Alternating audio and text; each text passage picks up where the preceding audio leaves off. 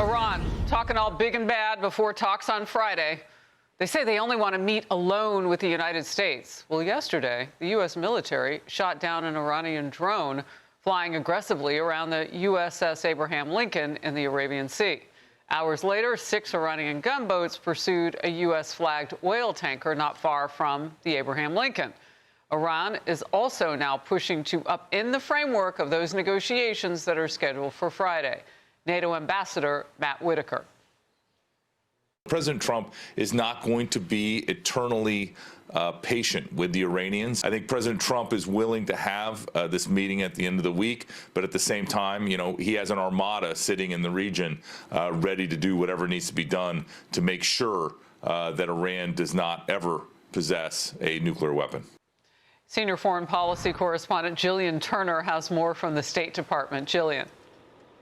Good morning to you, Harris. So Secretary Rubio is in the middle of giving remarks right now, and he just signaled that these talks with Iran are indeed back on track, but he is pushing back on some of those erratic demands that Iranian officials made yesterday. You just laid some of them out for us. One of the things they said yesterday was, when we meet with you guys on Friday, we only want to talk about the nuclear issue, nothing else. Rubio just said, essentially, that ain't going to work. Take a listen. Look, I think in order for talks to actually lead to something meaningful, they will have to include certain things. And that includes the range of their ballistic missiles. That includes their sponsorship of terrorist organizations across the region. That includes the nuclear program, and that includes the treatment of their own people.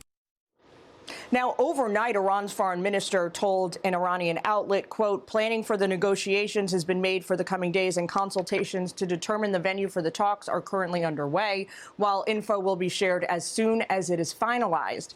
That tone, an abrupt departure from 2 alarming military provocations the regime made yesterday. U.S. Central Command destroyed an Iranian drone as it approached a U.S. Navy aircraft carrier with unclear intent. They shot it down in self-defense. Then shortly after that incident, Iranian forces harassed a U.S. commercial ship in the Strait of Hormuz, even threatening at one point to board that vessel. President Trump yesterday seemed determined, nonetheless, to push through with these talks. Take a listen. They had a chance to do something a while ago, and it didn't work out, and we did Midnight Hammer. I don't think they want that happening again, but they would like to negotiate. So Iranian officials yesterday also made this 11th hour gambit to try and move the venue of the talks from Turkey to Oman. They also want to essentially kick out the other Arab nation participants and go it alone, with the Trump administration. Officials here, Harris, are still working through that series of demands this morning. Gillian, thank you very much.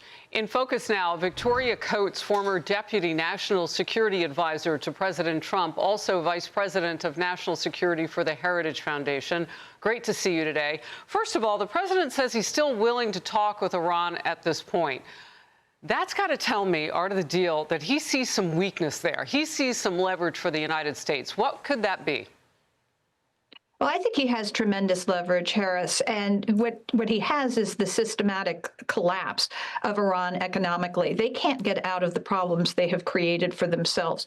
And so unlike previous attempts to negotiate with them, you know, the president holds all of the powerful cards here. And so if they want any kind of relief from sanctions, if they want not to have themselves be attacked by that very strong armada that's been assembled in the region, then they're going to have to make serious, serious concessions. And that's what Secretary Rubio was talking about. It's not just the nuclear file, although that may be the most important issue for the president. But it's also going to be things like regional support for terrorism, like their treatment of their own people, like their ever-growing collection of ballistic missiles. All of those things need to be on the table. And so I think that gives the president, as I said, a lot of leverage to maybe get to that real deal, unlike the failed Obama-era nuclear deal.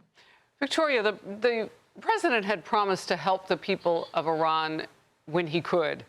How can that happen when they're willing to kill so many of their own people? What does help truly look like? Well, and this was a truly egregious situation in the middle of January. We still don't know the scope of it, Harris. It was one of the most just heartbreaking demonstrations of repressive violence that we've ever seen. And I think what we need is a lot more clarity from institutions like the United Nations. They should be shouting from the rooftops about this instead of being silent. The way?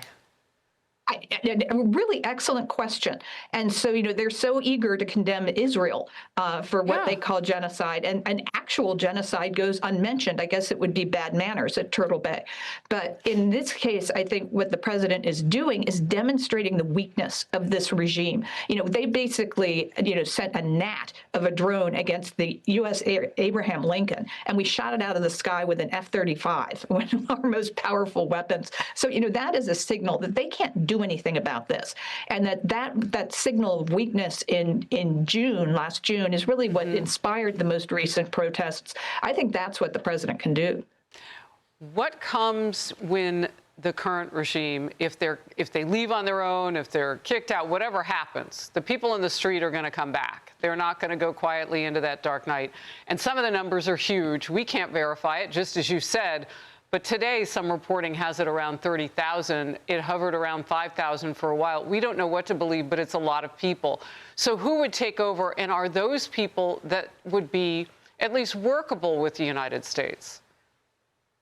Well, I think that's, really for the people of Iran to decide. Obviously, there are a number of different potential candidates, but I think for the administration, preserving stability as they have in Venezuela is going to be really important. And that's something we're working on at Heritage, is what institutions can be preserved. How do you avoid the disaster of de-Baathification in Iraq, which descended that country into chaos? And so that's where, where we're going to be doing a lot of thinking. I think the American perspective will be different, obviously, than the Iranian perspective. But we want to talk to a lot of partners and allies on that, is how do we make this the best possible transition for the Iranian people? I want to just set something before I let you go. There was a time, we've seen Iran ebb and flow with freedom for its people, if you want to say it. It wasn't always full-fledged freedom, but more than what we're seeing now. Could we go forward and see something again where young women and children have more freedom on the streets and in the neighborhoods of Iran around the ideas of education and self-expression, that sort of thing? Oh, absolutely. Iran has the third largest proven oil reserves on the planet. They should be incredibly prosperous, a beautiful, beautiful people, a wonderful culture. This can be the crown jewel of the Middle East, a great friend to the United States. And I think maybe what we might be seeing here is perhaps a kind of a Gorbachev moment where the economic problems are so severe they can't be fixed. And that eventually is what brought down the Soviet Union. Wow, a Gorbachev moment. I wrote that down. One last thought about that, because that is the line of the day right now, Victoria. Well, thank you, Harris. But I mean, that was really Reagan's philosophy toward the Cold War: we win, they lose. How did he do that? He did that by building up our military in a way they couldn't match, and then undermining their economy dramatically. And that he won without firing a shot. I think that's what we can hope for here. Victoria Coates, the National Security Vice President of the Heritage Foundation. Good to see you today. Thank you. Want even more Fox News on YouTube? Become a Fox News Patriot today. Click join to find out how.